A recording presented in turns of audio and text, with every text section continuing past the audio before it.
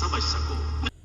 अहलन बिकुम मअ दर्सिल जदीद मिन क़िबलिना बिहम्दिल्लाहि तआला क़द तम्मा अल-बाब अथ-थानी हव्ल अस-सलाह फ़ल-आन नाख़ुज़ु बाज़ अल-जुमल अल्लती नस्तअमिलुहा फ़ी हयातिना अल-यौमिय्या क़ब्ल अन नब्दअ अल-बाब अथ-थालिस हव्ल अल-वुज़ू मिनहा تعال هنا، روح هناك، اجلس عندي، اجلس مستريحة. من أين جئت؟ لم جئت؟ اسقه ماء باردا، أنا عطشان، ائت بالماء. اجلس ساكتا.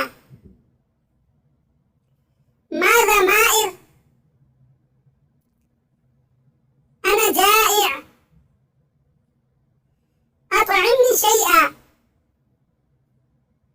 شبعت. حمم الشاي، برد الماء، تكلم بصوت عال. إنك مصيب، إنك مخطئ. الآن جئت بالحق، ضعه جانبا. احترس مرة أخرى، اخرج عن أمامي، اسرع إلي.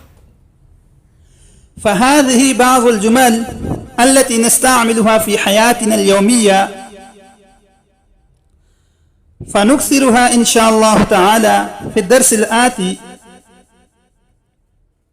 أيها الإخوة، يمكنكم أن تكونوا عدة جمل من جملة واحدة بعد أن تغيروا قليلا في الصيغة وفي الضمائر.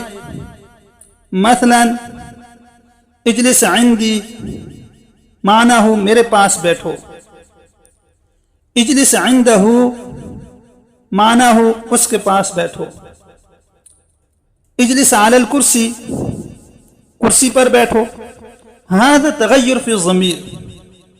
وكذلك في الصيغة، مثلا اجلس، اجلسا، اجلسوا، اجلسي، اجلسا، اجلسنا. وكذلك التصريف من صيغة الأمر إلى صيغة النهي. اجلس لا تجلس، اجلسا لا تجلسا، لا تجلس على الكرسي فإنه مكسر، कुर्सी पर ना बैठो वो टूटी हुई है. فهكذا يمكنكم أن تكونوا عدة جمل من جملة واحدة.